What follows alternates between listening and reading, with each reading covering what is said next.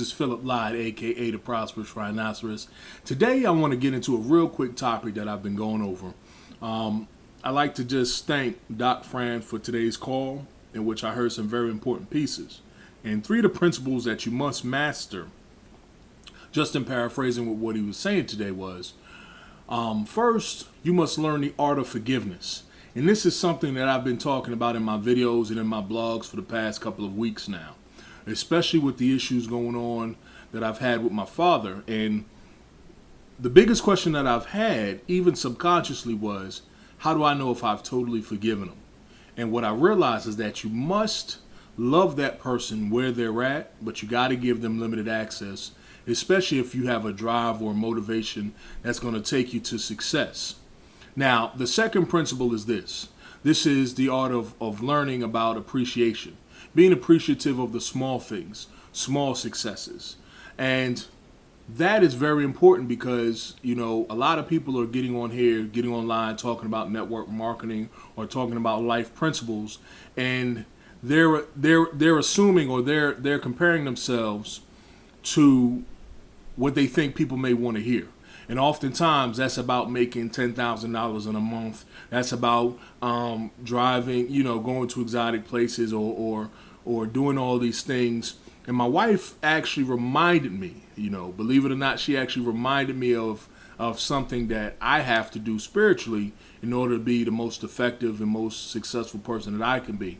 And that is actually to serve other people first. With my background as a teacher, it's very important that I do what my passion leads me to do, and that's to help other people become successful. Whether that's academically, whether that's spiritually, whether that's monetarily or financially, whatever the case may be, my purpose first is to help others. This is not to be confused with enabling poor decisions or bad habits. This is to empower you into yourself, into your self-awareness, so that you can have, if not just as much great success as I do, but even greater success. Okay, with that being said, the last thing that you must understand is the principle of learning the art of joy. This is intertwined with the last principle of appreciation. Having a sincere, heart-filled sense of joy about yourself. There's got to be something in your life that brings you joy, that brings a smile to your face. Everything is not about doom and gloom. Even in those moments, which is what I'm going to talk about in a minute. So if you listen to the whole video, anybody who's struggling mentally or spiritually or emotionally with whatever they're going on with life, you need to pay attention to what I'm about to say. But having a sincere sense of joy simply means this: going back or even remembering what it feels like to be happy. Looking at my children, looking at my wife, looking at other people being happy, feeling a sense of peace about them is what I personally feel is my sense of joy. I enjoy that people don't have to suffer. People are not miserable. People are not hating on one another. People are not fighting and arguing. And that to me is very effective in demonstrating myself as a leader and as a teacher. All right, with that being said, let me get into what I wanted to go into. For you who are in network marketing right now, okay, understand this. What you're going through is a blessing in disguise.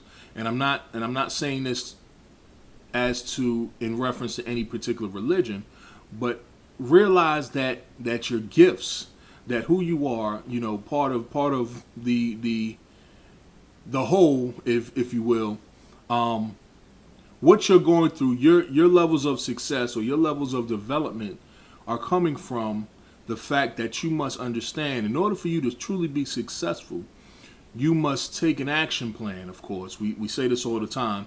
Make a decision, take massive action, and also burn your bridges.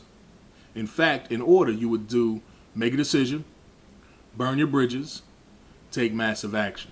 Now, during that time, once you've done that, and it's more than just going through procedure, and it's more than just having positive mental attitude, it's a combination of a lot of other things in order for you to, where you're at right now, say you're not making $10,000 a month, okay?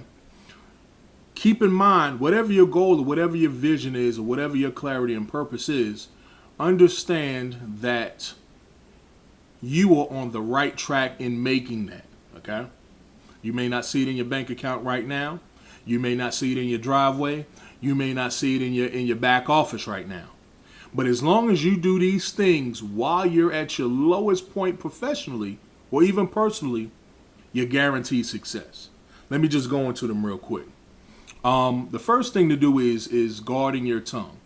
And the reason why you want to guard your tongue is because even in scripture, they tell you that the word is like a two-edged sword, you know. In the power of the tongue, there is life and death.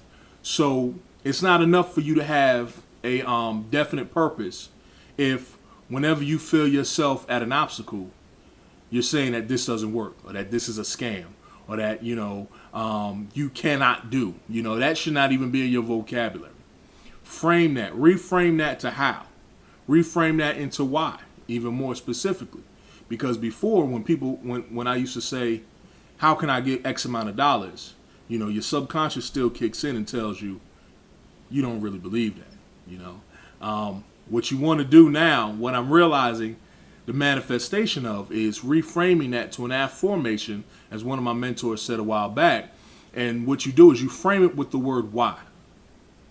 Why does the Prosperous Rhinoceros generate the most attractive people in all of network marketing? And what happens is the subconscious will actually search for those answers. It's easier said than done because most people are so accustomed to saying how versus why. Remember, when you were younger, you used to always say why. And this society has somehow ingrained in you or trained you to say, stop asking questions, you know. My 5-year-old does it all the time. Why? Why? Why? To the point to where he could pretty much sell ice to an Eskimo, I guess, you know, if he knew what he was doing. Anyway, next one is stay positive. This is also hard to do sometimes because we're temperamental to our circumstances. You know, if the bills are late, if our wife or our spouse is getting down our neck about this business thing or this business opportunity thing or being an entrepreneur, you know, our family, friends, our loved ones, they're saying, look, you can't do it. You need to just go back to being a teacher. You need to go back and just live the rest of your days out at making, you know, whatever it is that you make or whatever it is that you're doing in life. You know, do not give up on your passions, you know. But you, in being clear on what you know and knowing that your purpose is part of a bigger picture universally. And just for the sake of argument, let me just say this. God's purpose for you is to pursue your passion. Okay? Point blank, period. We're not going to argue on that. And the reason why I say that is because if you look at the natural